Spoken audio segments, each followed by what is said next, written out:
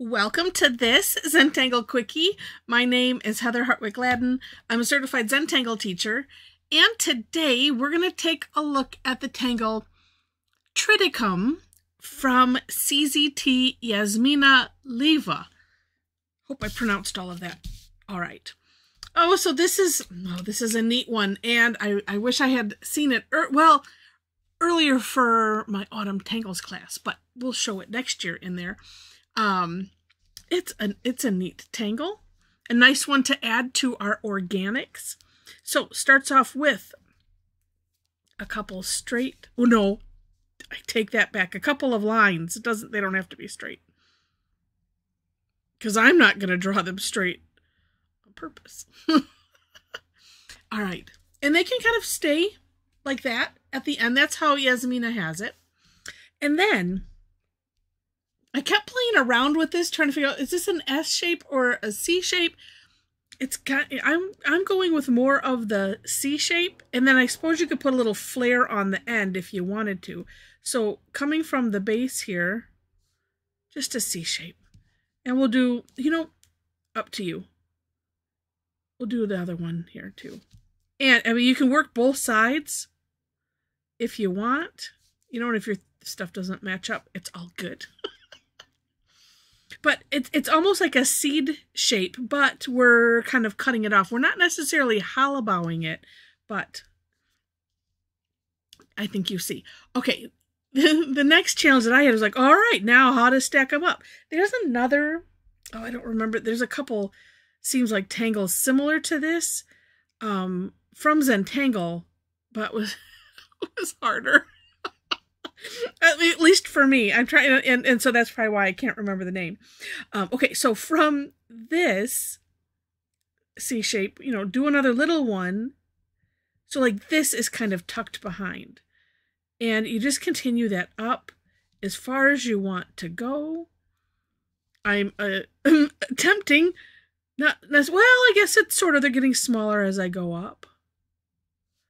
But as you know, in the end, it doesn't really matter. It's all good. Whatever happens, happens, and you just go with it. Go with the flow. All right, and we're going to do the same thing on this other side. And of course, the other side is always, I don't know about you, but for me, I always have more difficulty on the opposite side. It's like, wait a minute, let me just, if there was a switch, turn my mind backwards. Yeah. So like that, a little C shape. Okay, and then we're coming in. This side's going to be a little bit bigger than the other, I suppose. Oh, it's just the way it's angled. That's it. Like that. And again, what is nice is just don't worry about anything. However it ends up is however it ends up. And it's totally fine. All right, next step is we're going to put some wispy lines on the ends of these. And it looks like maybe she has done a couple. Oh, we're kind of close together, but it's, like that. Another, however they end up. You could just try with one first and see if you like it. And if you don't, you could, come back and do two. That might be a nice, safe bet. And another, just let it go and don't worry about it. And then at the top, she has a bunch of them. So while leaving this open, it's just kind of, just fill that section in like so. And then, you know what? If you feel like, I'm like, oh, I think I need to have another one right in here. Oh, we can.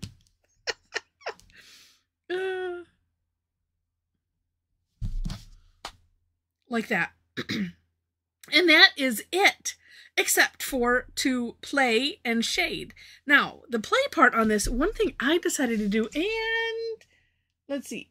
Well, I was taking a really close look at Yasmina's here. And, and I'm not sure, but it looks like, and even if she didn't put it in there, this could fit quite well. A little bit of weight in the end, kind of rounding, sort of.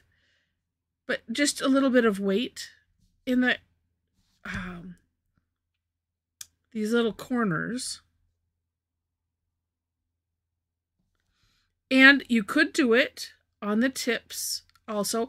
And you know, here's a something. Okay, so and this is what it just occurred to me. Oh, like here. You know what? I'd like that to be a little bit more pointy.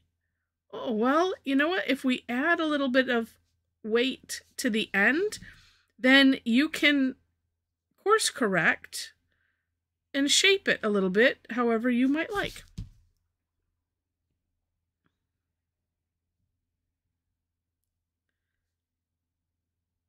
Love course corrections.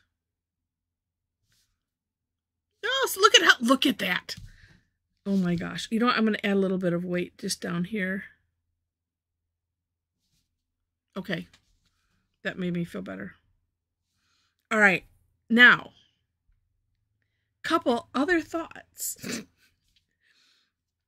And do I want to? Oh, okay. I'll just give you the thoughts. I don't know if I want to do this or not. Ooh, I like what she did in her sample. Okay, well, you have to go to the For More Inspiration link and take a peek. Because it's like, apparently I wasn't looking at it because I saw the center, which is the Tangle Macrame, I believe from Zentangle, and I'm like, oh, that one is hard. So, at least in my mind it is. I know I've done it, but anyway, so you could do some other things in the base here that is really, really cool, besides just adding the weight. So I'm just going to leave it at the weight.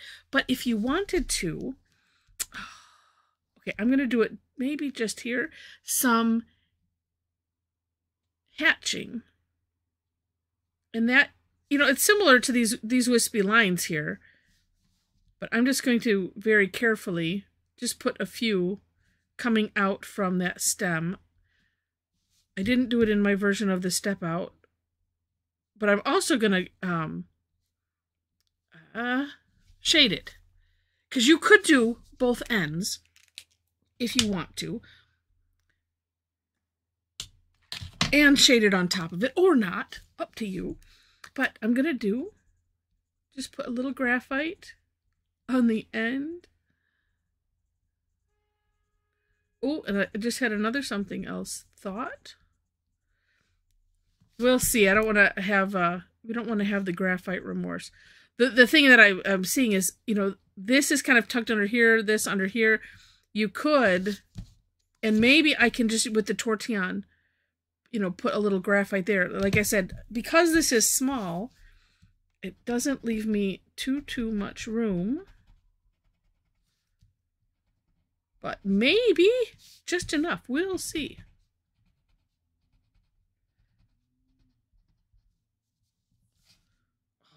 That looks neat already. And if I keep this graphite right close to the center, that helps.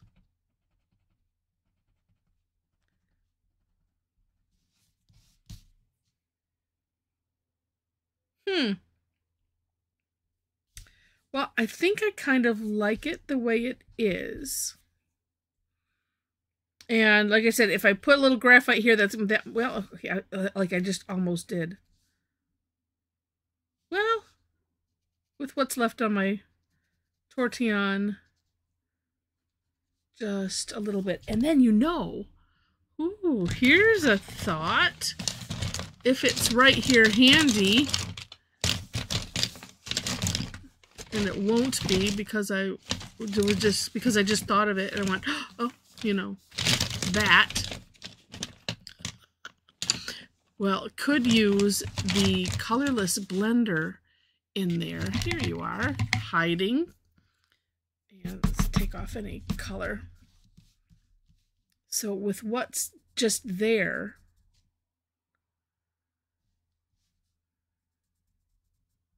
oh, yep, you can see that.